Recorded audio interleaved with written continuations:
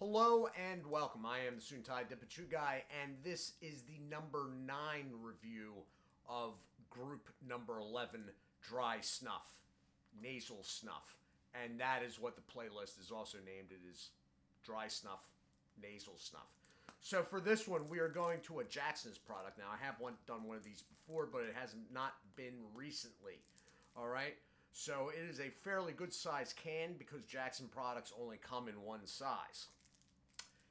20-gram can, all right?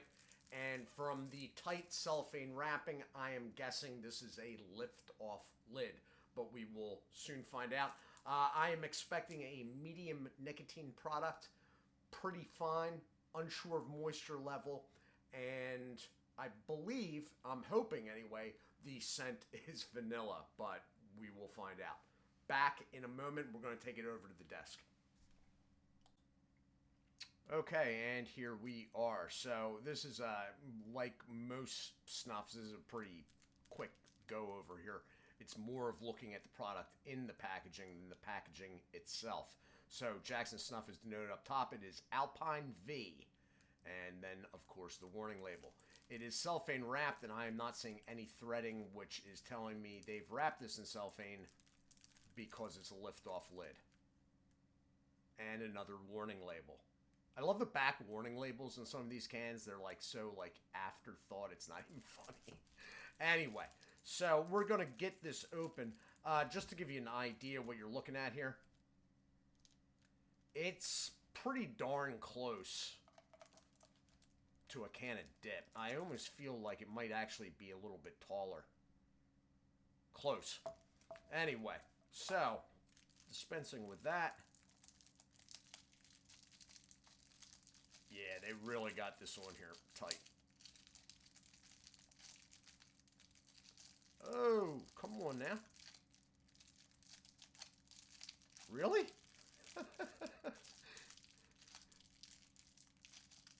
I have more mishaps opening products or trying to open them. Alright, so as you can see, that's on there pretty tight. But this isn't a, like, safety seal type deal. This is to contain the product. So we'll dispense with that. It's not the heaviest cellophane, but they got it so wrapped up over itself on the back side. Alright, I am going to settle this, or at least try to.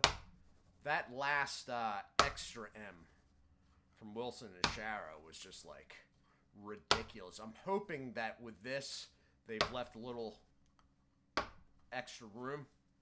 And we are going to open it up. And it is a lift-off lid, as I suspected. And what am I going to find? Wow! I'm going to find a little field of brown tobacco pebbles. And some stuff on my finger. Which I'm going to go ahead and snort now. Okay, so... Alright. That's pretty much dead on. You got a little shadowing there that I don't see in person. Of course, I am at a different angle now. I'm sort of off to the left of the camera. It is a ever so slightly reddish brown. It's darker than I thought it would be. So it's clumping, so there's some moisture there. I might have actually formed some of these clumps while I was doing that shake. There is an extra bit of room in the lid. Unlike that last Wilson product. So, although it is fully packed, it is not quite, like, spilling out like the other week. Let's get a little bit out here. Wow, this is a lot of... Okay, so that's what you're looking at. It looks like a very, very fine base flour. And a slightly, you can see one down here. No, that's breaking apart too. I think it's all fine like this. I think some of it's just still clumping in smaller allotments. Let's see this thing right here. Yep. It's a really, really fine powder. Although that said, it does seem to have an all right amount of moisture, which I wasn't sure about that part. But you can see how fine this is with the spray here that's coming off. And even the bits that register as slightly larger are just the fine stuff clumping. Okay, so we're going to take this back up top, and I will let you know what I think when we do. And we're back, and that's good, because for a split second there, I thought I'd hit the stop button, which would have sort of sucked. Anyway, we're going to try to get a smell off the tin here, ever so carefully.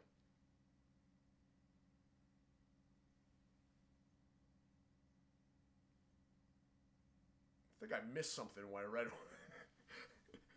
I've come unprepared. Okay. All right. It is smelling to me like an SP. That's what it's smelling like to me. I'm picking up no vanilla whatsoever. I'm gonna actually have. Well, you know what? Let's just pinch it off it, I guess.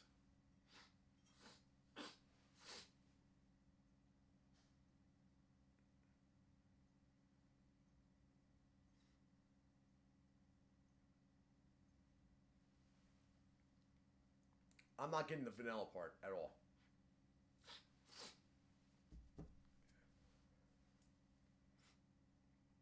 I am getting nicotine, though. And a good amount of it. Little bit of a burn. I feel like I'm going to sneeze. So we may be back to that again. I don't know what. Good grief. Okay. So the sneezing is because, although the moisture seems all right, it wouldn't be like clumping like that otherwise, the fineness of it. That said, it causes sneezing, but it's not going too far, which means it's got a little weight to it. I don't even like saying moisture with a lot of this stuff. Humidity-wise, I guess maybe be closer to the...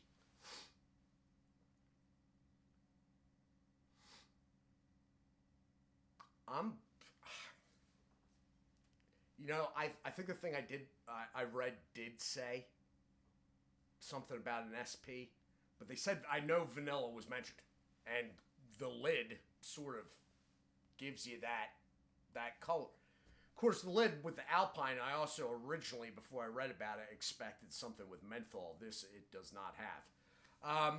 All in all, it's just coming off to me like an SP. You know, it's of good quality. It does seem to have a bit of a nicotine. Now, Toke.com, which is where the entirety of group number 11 came from, had this noted as a medium nicotine. And no, it doesn't, it's not nearly the strongest snuff that I've ever done. Not close, but it has a healthy dose of nicotine. It was definitely there. I felt it coming on. It seems slightly delayed. Not sure what that's about. The quality of the milling and whatnot is excellent. Moisture levels seem all right. It is very, very fine. So I wouldn't exactly call it a beginner's product. As far as SPs go, though, that was fairly easy taking. I feel like I could do more right now. The only thing that sort of left me like, wait, what, is the vanilla aspect. It could be me. People's perceptions of small wisps of things, are different. You might get vanilla out of it. I do not know. But it is not this isn't like the silver dollar vanilla snuff. It's not. Vanilla is something that's sort of been thrown into the background at best. It's an SP.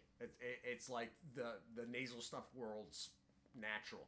There's a little bergamot going on, that type of thing. So There's a citrus aspect to it, as you would expect with an SP, but the vanilla, I don't know. I'm not getting it. I'm not getting it, and if I'm not, I feel as though maybe like the vanilla was a little bit of a stretch saying that. Although it seems like vanilla was intended, there's very light like swirls on this like light tan facing here. So I don't know. I don't know. It's not bad. SPs I don't gravitate towards. I don't gravitate towards many, to tell you the truth. There is stuff that I enjoy but wouldn't necessarily use on a daily basis. There are things that don't really care for it, but I can appreciate it for what it is. And this is sort of coming in that category, along with basically all other SPs. It's something I do every once in a while because I find the change in doing it sort of refreshing. But anyway, that's my take. Good product, no complaints. But if you're picking it because on a website it says, you know, an SP with vanilla, it's a little bit up in the air whether you're going to get any vanilla aspect out of this. So this has been Jackson's Alpine V. I am the Suit&Tie Dip&Chew Guy. If they're not popped up already, this playlist and another review from it will be showing up somewhere here. I do thank you for watching. As always, do take care of yourselves, and God bless.